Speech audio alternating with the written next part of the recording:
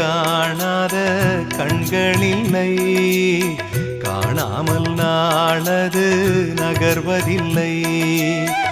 கண்ணன் என்றாலும் கள்வன் என்றாலும் கருணை புரிவான் ஸ்ரீ கிருஷ்ண பகவான்.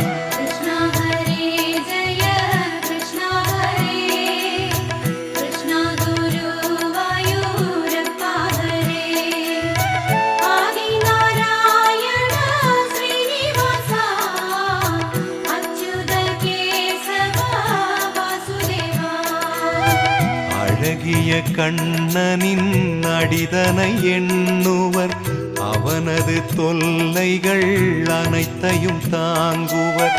வெண்ணையை திருடிய கண்ணனின் லீலையை கண்டு ரசிப்பதே